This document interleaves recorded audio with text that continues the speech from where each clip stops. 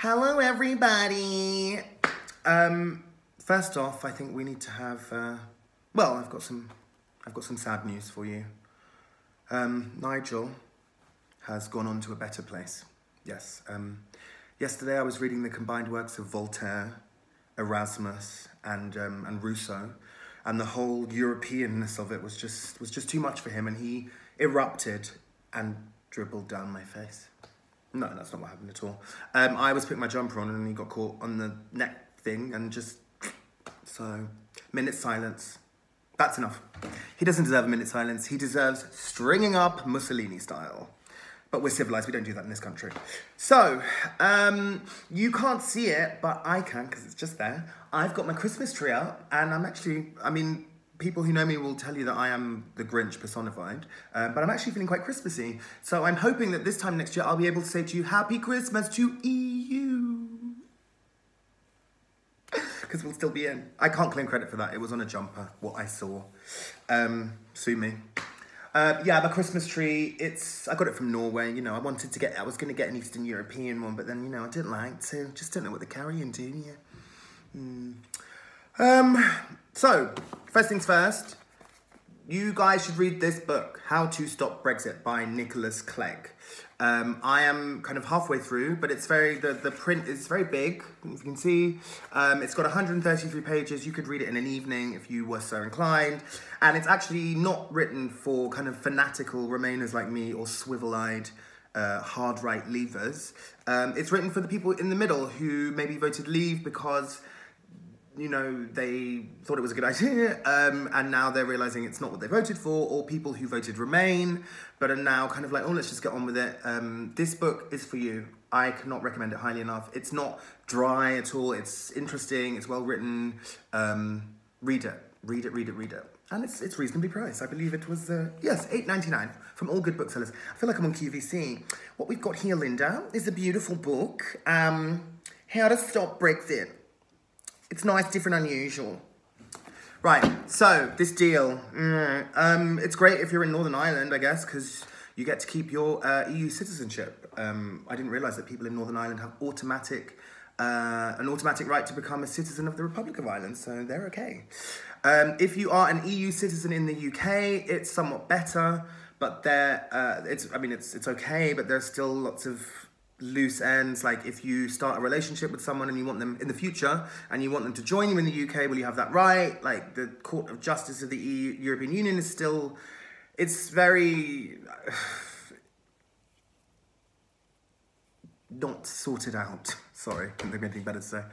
And the people who are really being screwed over are people like me who live in the EU, Brits in the EU, because our right to move permanently to another member state is still very much up in the air.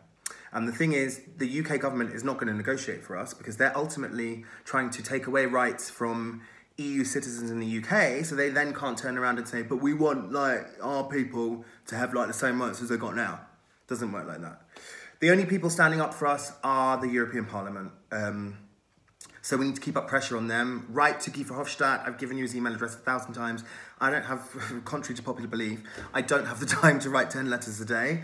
You can drop him a quick line and just thank him for all the work that he and his team are doing. Encourage him to do more. Please help me. I don't want to come back to the UK. I don't like it. Ooh, it smells. Okay. Here's the rub. This deal now that the mainstream media is crowing about as being incredible and, wow, Theresa's done so well, is bollocks. We are going to be paying tens of billions of pounds to have access to the single market, which we already have access to now.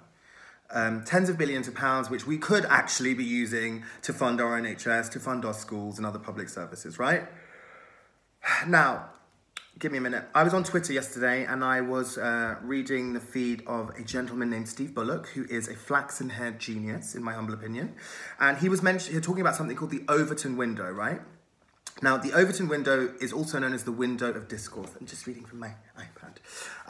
The window of discourse is the range of ideas tolerated in public discourse, right? So that ranges from unthinkable to policy. Now, and this window, there's a scale, right? This window can either move up and down the scale or it can stretch to take in ever greater parts of the scale. What the Leavers have done brilliantly is to frame this argument, according to Steve, which, I mean, he speaks the truth, like, oh, I bow to you, Yoda.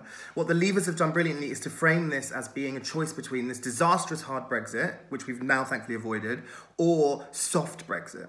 But the thing is, soft Brexit is still bollocks, because we're going to end up with less rights, we're not going to have a say in any of the rules which are made, but we're still going to have to pay for it.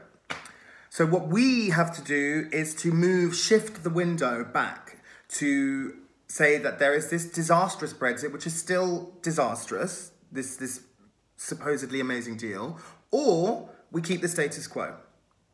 To that end, I have prepared another template letter for you to send to your MP, because on this Wednesday, December the 13th, there is a vote in Parliament on Amendment 7 of the EU Withdrawal Bill, okay? This vote will give Parliament the final say on any deal brought before them.